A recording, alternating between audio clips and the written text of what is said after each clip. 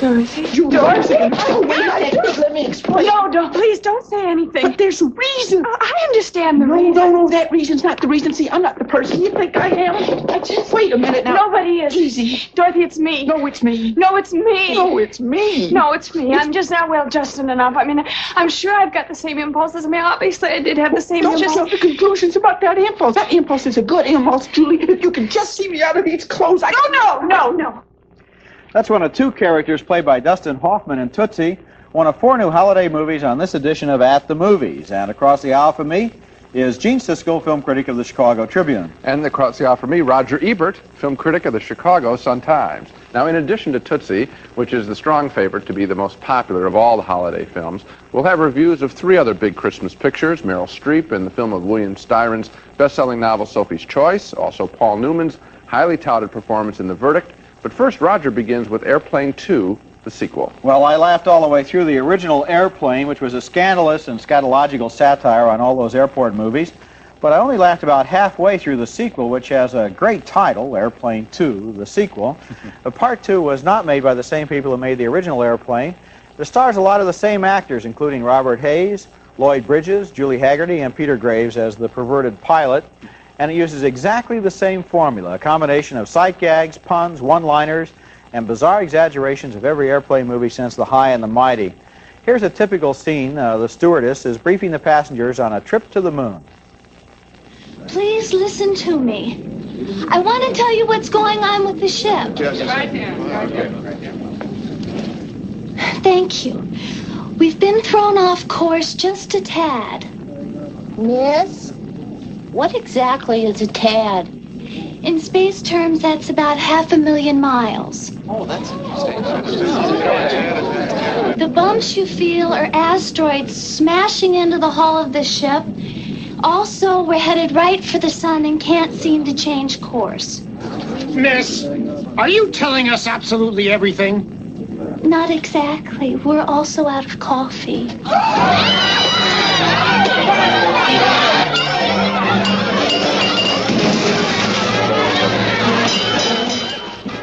Okay, I laughed at a scene like that. I laughed a lot at the beginning of this movie, too, which has a great series of brief gags at the check-in counter. And the premise of the movie is promising. Airplane 2, the sequel, is about a passenger space shuttle to the moon with the usual assortment of crackpots, hijackers, and Looney Tunes on board. When the onboard computer malfunctions, the shuttle starts to fall into the sun, and the movie starts to turn into a predictable retread of the original, even recycling some of the same jokes. So, sorry. Yeah, I think that it's even funnier in the beginning than you may have let on. I was laughing out loud a lot in the beginning. They may have pulled off in the first 10 minutes 15 really funny jokes, and then it just gradually disappears. So at the end, when they have William Shatner in at the end of the picture, there's a single funny joke. I would almost say this. Okay. You know how they all have these shopping center theaters with 4 movies playing? I'd go to see one of the good holiday pictures that we'll recommend, and then I would sneak across. I don't think you're supposed to recommend that. I am going to I don't care. I don't own a theater. Sneak across and see the first 10 minutes of Airplane 2. It's worth it. Well, I'll tell you what the problem was that I had with the film. The original Airplane was kind of a new idea. And then you got Young Doctors in Love, and you got Dr. Jekyll and Mr. Hyde together again. Right. And you had all of these retreads, and you had the television series Police Squad. Now comes Airplane 2. It's too late for a sequel. The idea is finished with. It's over with. Yes, but if they had more funny jokes all the way through, you and I would be recommending it. Next at the movies, Dustin Hoffman playing a very different role, a woman.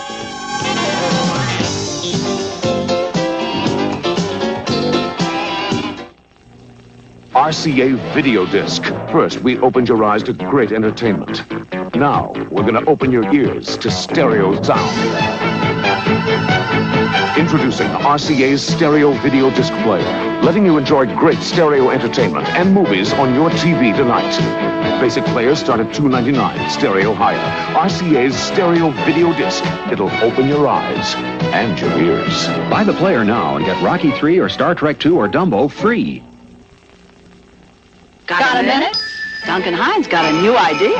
Holiday desserts with American Dash. With just 1 pan, 1 Duncan Hines mix, no more than 4 ingredients, no more than 35 minutes of your time. You can make one of these dazzling desserts. Make my snow mountains with the Lux 2 Doubles food. Bake in a cupcake pan, split, fill, top, and kiss. Wasn't that easy?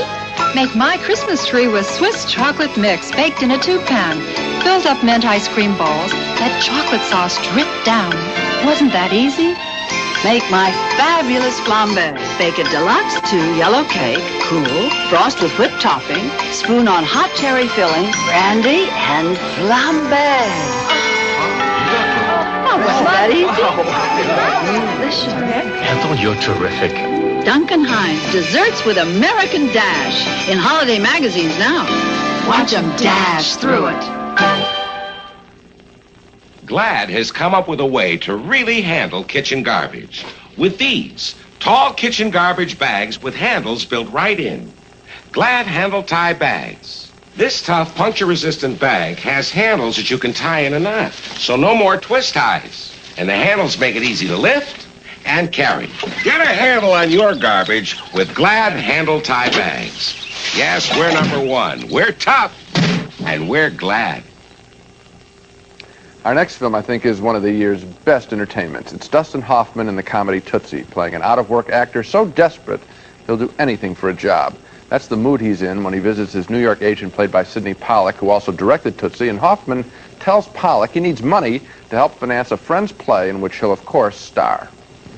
Look, I don't want to argue about it, okay? I'm going to raise the $8,000 myself so I can produce his play, and I want you to send me up for anything. I don't care what it is. I will do dog commercials on television. I will do radio voiceovers. Michael, I can't put you up for any of that. Why not? Because no one will hire you. Oh, that's not true, man. I bust my ass to get a part right, and you know I do. Yes, and you bust everybody else's ass, too. That's what you do. A guy's got 4 weeks to put on a play. You think he wants to sit and argue about whether or not Tolstoy can walk when he's dying, or walk when he's talking, or sing when he's walking? That was 2 years ago, and that guy is an idiot. They can't all be idiots, Michael. You argue with everybody. You've got one of the worst reputations in this town, Michael. Nobody will hire you. Are you saying that nobody in New York will work with me? Oh, no, that's too limiting. Nobody in Hollywood wants to work with you either. I can't even send you up for a commercial. You played a tomato for 30 seconds. They want a half a day over schedule because you wouldn't sit down. Yes, it wasn't logical. You were a tomato! A tomato doesn't have logic. A tomato can't move. That's what I said. So if he can't move, how's he going to sit down, George? I was a stand-up tomato, a juicy, sexy beefsteak tomato. Nobody does vegetables like me. I did an evening of vegetables off Broadway. I did the best tomato, the best cucumber. I did an endive salad that knocked the critics on their ass. Michael, I'm trying to stay calm here. You are a wonderful actor. Thank you. But you're too much trouble. Get some therapy. Okay, thanks. I'm going to raise $8,000, and I'm going to do Jeff's play. Michael, you're not going to raise 25 cents. No one will hire you. Oh, yeah?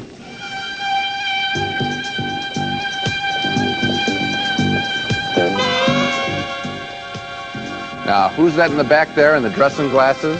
That's Dustin Hoffman, who in desperation for work auditions for a woman's role on a TV soap opera, and what's more, he gets it.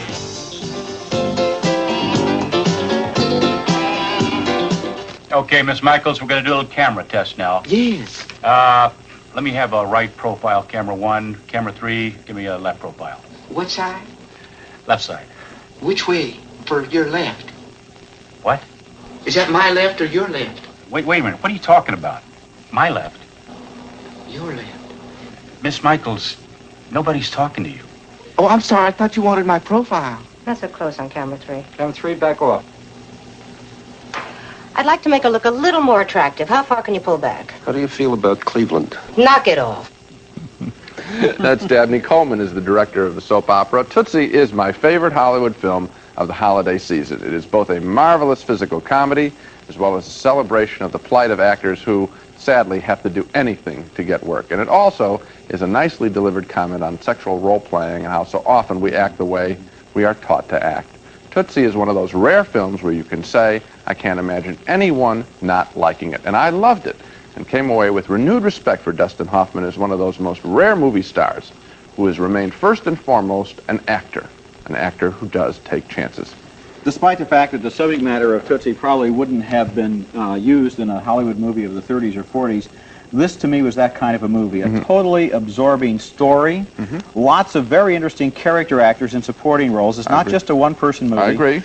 Great premise, were involved from beginning to end. There are a lot of plot points, and they all work out. Yes. And then this wonderful idea of Dustin Hoffman as a woman. I really enjoyed the movie. And also it's funny and other things like that, but as a piece of filmmaking, it's very nicely crafted. We have to credit the director, Sidney Pollack, who we saw there in that scene. This is, I think, a classic Hollywood movie, in the best sense of that. It can be, the film industry can be sort of proud of it. And you know, this thing could have bombed a half a dozen different ways. It could have been very embarrassing. That's the risk-taking of Hoffman. We could have, if things had gone a little bit wrong, we would have been laughing at Dustin Hoffman. And the funny thing is, this Dorothy that he plays becomes somebody that we like. Yes. She does become, in this movie, another character in the movie. He is successful as an actor in the movie and also as an actor within his own life in making Dorothy stand up for something. Double role, and he makes it work. Really interesting.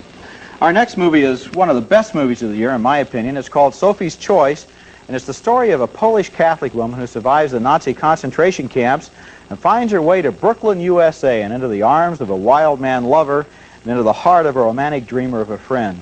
The movie stars Meryl Streep in a brilliant performance as Sophie, and in this scene, her lover, Nathan, tells the story of how he met Sophie to the southern kid named Stingo, who lives downstairs and wants to be a great novelist. When I first met this one here, she was a rag and a bone and a hank of hair.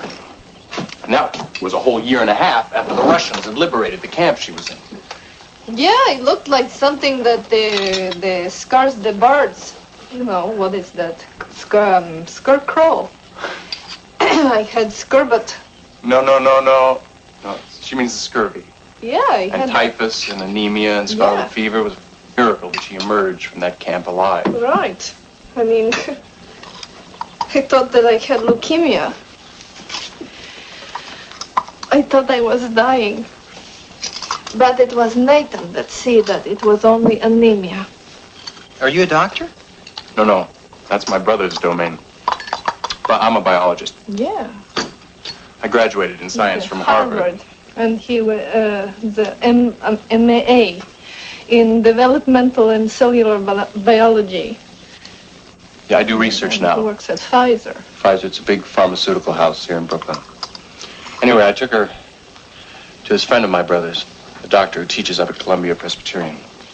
Yeah. He confirmed my diagnosis, and we put the little sweetie here on massive doses of ferrous sulfate, and she began to bloom like a rose. A rose. A rose. That's a sweet accent that Meryl Streep has as Sophie. And that was Kevin Kline as the lover and Peter MacNicol as the kid who wants to be a novelist. Sophie has so many painful memories out of her past of World War II that she almost abandons her free will to the compulsions and whims of that lover who tries to draw her into his world of wild romantic fantasies and madness. And here's a scene where the kid comes home to find Sophie and Nathan playing games. Lordy, Mr. Stingo. We're afraid something terrible might have befallen you on your way back to the pink plantation. Miss Sophie was all for having me institute a search.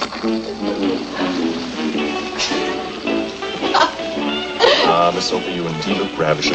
Thank you very much. So, how you are doing this evening? Come, darling. Yeah, this was Nathan's idea to surprise you with this southern evening. Your book has really whet my appetite to know about the South. Tell me about the trip, too. Yes, Miss Sophie and I have been discussing the possibility of taking a tour of your beloved Dixie in October. And I've been thinking, Yeah? if it's all right with Miss Sophie, Sure. well, I was thinking maybe we could make it a wedding trip. Have you join us, not just as our best friend, as my best man. Well, if the music and the dreams could play all night, well, then nobody would ever have to face the reality about themselves, but it doesn't work out that way. Stingo, the kid, gradually begins to understand that Nathan is crazy and that Sophie is tortured by memories out of her past. And during one long night, one of the nicest long passages in the whole film, Sophie tells Stingo what happened to her during World War II, and the movie uses flashbacks to show us her unbearably painful experiences. Sophie's Choice is a movie of opposites, of past and present, of America and Europe, of innocence and experience, and finally of life and death. But what makes those important subjects into a good movie is the simple, luminous humanity of two very good performances by Kevin Kline and Peter MacNicol, and by Meryl Streep a great performance. Well, I think it is a great performance by her, but regarding the whole film, I like it very much, not quite as much as you. I think that the film tries for greatness. I think it wants to be great, and I don't think it quite makes it. I guess you obviously think it does make it, right? I think it's a lot better than, yeah, I would say so, yes. Okay. I think it's a great Here's film. where I think it fails. In the character of the Nathan character by Kevin Kline. In the book, which I happen to read, this is a wild character, very much Sophie's equal in importance in the book, not in this film. The script doesn't have it. There's nothing wrong with Kevin Kline's performance. He doesn't have the scenes. I think this movie should have gone maybe 3 hours instead of close to 2.5, and really become a sprawling kind of film, an epic. And I don't think this quite is. It turns in more to Sophie's story. Well, I've read the book too, and I think that Kevin Kline does a very good job of finding a way to take this strange, bizarre, eccentric, exaggerated character from the book and bring him into the movie in a way that's plausible. If he played the character as he's written, it'd be too broad for the realistic medium of film. I like the way that Kline comes into a room and you don't know. You're always trying to read his mood. Is he going to be hostile? Is he going to be friendly? He's so mercurial and changing. I thought he was a minor character. I really wasn't having that I'm reaction. surprised to hear that. I thought it was real good ensemble acting by all three of them. The third one, Peter McNichol, as that Stingo, he's doing mostly reaction shots, just looking and observing. He's terrific. I recommend the film, not as much as you. Okay. Next at the movies, Paul Newman is a lawyer fighting for self-respect in a corrupt judicial system. I know about you. You couldn't hack it as a lawyer. You were a bag man for the boys downtown, and you still are. I know about you.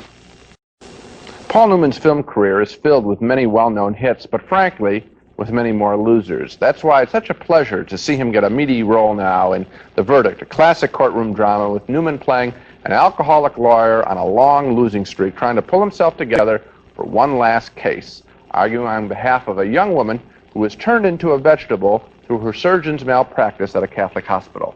Newman is offered a hefty settlement before the case ever goes to trial, but he turns it down. He tells his friend and fellow attorney Jack Warden that he wants to do the right thing and bring the case to trial. They killed her, trying to buy it. That's the point, dummy.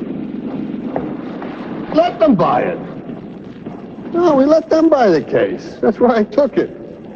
Now, look, you just dropped this, you understand? We'll go up to New Hampshire. Mick. You said, no, listen to me. You said, if not now, when? I know what I said, but not now, all right? Gee, something else. I can win it. I can win this case. You won, Frank. You won. When they give you the money, that means you won. Now, look, we don't want to go to court. Is this getting through to you? Do you know who the attorney for the archdiocese is? Ed Quintana. He's a good man. He's a good man? He's the prince of darkness. He'll have people testifying they saw a water skiing in Marblehead last summer. Now, look, Frank, don't with this case, huh? I gotta stand up for that girl. All rise. Newman does go to trial against two adversaries, the hospital's ace attorney, James Mason, and a biased judge, Milo O'Shea. I'm going to write to the board of bar overseers about you today, fella. You're on your way out.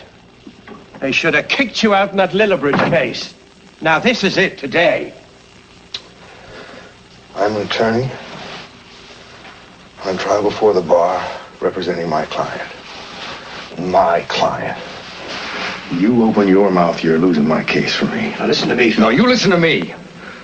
All I want on this trial was a fair shake. Okay? Push me into court 5 days early.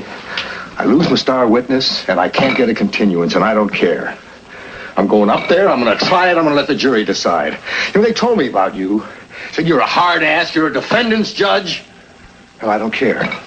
I said to hell with it, to hell with it.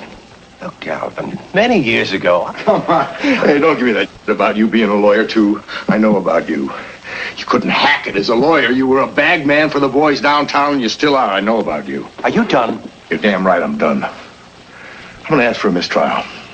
I'm going to request that you disqualify yourself from sitting on this case. I'm going to take a transcript of the trial to the Judicial Conduct Board and ask that they impeach your ass.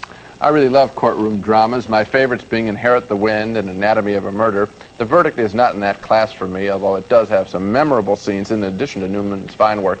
I like the way it shows a top-quality law firm like James Mason's preparing for a trial by rehearsing witnesses, manipulating the media. That's all terrific, and I like the whole dark look of the film, the darkness of the legal horse trading behind the elegant courtroom walls. And for all that, as much as for Paul Newman's performance, I recommend The Verdict. I thought it was a great movie. I think Newman has a real chance of winning the Oscar this year for this performance, and I thought it was two different kinds of dramas. I mean, it is a courtroom drama, and that's the level you picked up on. Yeah.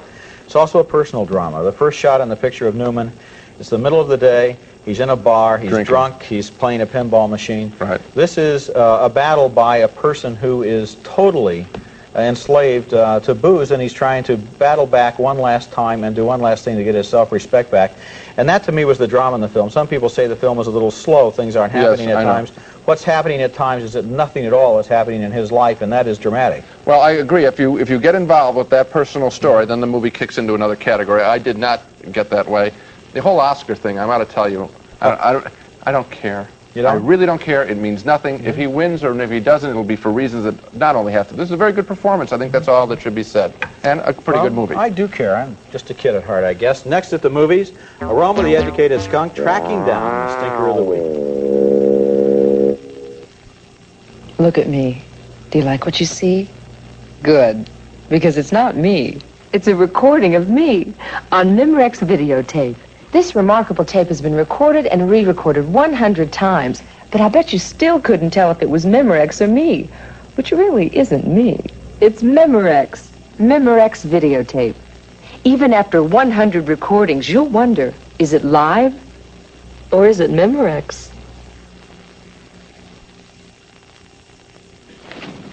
Oh, Paul, I like this haircut. It really shows off my... Ring around the collar. You've got ring around the collar. Those dirty rings. Sprays and powders weren't good enough, so I tried Whisk. Whisk does a better job on ring around the collar, and Whisk goes on to get your whole wash clean. Hi, Paul. Hi, hey, does everyone like your new look? Yep. It's called No More Ring Around the Collar. Oh. Whisk gets ring around the collar and your whole wash clean. I don't have a 76 credit card. No problem. Any one of those will do. It will? Sure. For a limited time, we honor all oil company credit cards for any purchase up to $35. With just one signature, you're charging your gasoline and applying for a Union 76 credit card. No lengthy application form. Could I apply for 76 credit cards? Sign right here. That's all? Go with the spirit. Use any current oil company credit card at Union 76. That's all. The spirit of 76. Can somebody bring me a flashlight? Ah, the problem with flashlights. When you need them, you can't find them. When you find them, they may not work. Thanks. But now there's Ready Light from the makers of First Alert. Ready Light is the powerful rechargeable light that hangs on the wall. It's always on hand, ready to shine for hours. Rechargeable Ready Light. It solves the problem with flashlights. Thanks. At JCPenney, Venture, Holt. Oh, yes, he's back this week. Aroma the Educated Skunk, helping to sniff out the week's worst movie. Just had his first bath of his whole lifetime. Isn't that sweet? Yeah, I wish the cushions he was sitting on after what he did last week had a bath. I'll send him to the dry cleaners. My squeak of the week this week is a movie named Horror Planet, or at least that was what they were calling it on Broadway last week when I was in New York and saw it. Its original title, though, was in various places around the country, Iseminoid. And under either title, it's one of the worst science fiction movies I've ever seen. That bad? It's about that bad. It's about the crew of a spaceship that lands on a mysterious planet that's filled with all sorts of underground caves, and that's so they can use a lot of cheap underground shots instead of building expensive outer space sets. So they creep around the same caves again and again. One of the crew members is Judy Geeson.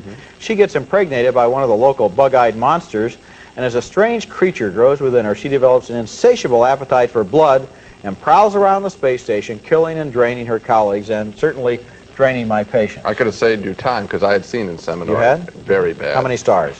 1 out of a possible 4. Yeah? Maybe. It's a lot. Let's recap our reactions to the films on this show. Roger and I agree on Airplane 2, the sequel. We both agree that the opening 15 minutes are laugh-out-loud hilarious, but then the film begins to sputter, and it does fall apart at the end. So, 2 votes, thumbs down. And we were in agreement on Tootsie. We both admired Dustin Hoffman's magical performance as well as the film's honoring of actors and their lives, which so often are full of disappointment. Tootsie is glorious entertainment, the year's funniest movie. And we both vote thumbs up for Alan Pakula's Sophie Choice with Meryl Streep as a Nazi concentration camp survivor. I had some problems with the way the script compared with the book, but like Roger, I was very impressed with Meryl Streep's work. It's a major piece of film acting and a deeply moving film. Finally, 2 more upturned thumbs for The Verdict. The courtroom drama with Paul Newman. Roger liked this film more than I did. Greatly admiring Paul Newman's performance, I was more impressed by the legal haggling in the film. But 2 strong recommendations nonetheless for the verdict. So that's it for this week. Next week at the movies, we're looking at more new Christmas releases, including Best Friends, a romantic comedy starring Burt Reynolds and Goldie Hawn. And until then, we'll see you at the movies. Promotional considerations paid for by Ward Johnston, Johnson Wax, and Super Pop Popcorn. Hooray for Raisinets. Now you can enjoy one of the all-time favorite movie candies at home. Goobers and Snowcaps, too. Hooray for Raisinets. Glade Aerosol, the air freshener that instantly makes your home fresh. 1 spray and you'll know the difference Glade made. Super Pop Popcorn, a tender, delicious, nutritious snack at an economical price. Super Pop Popcorn, it's the one snack you can't eat alone. Super Pop.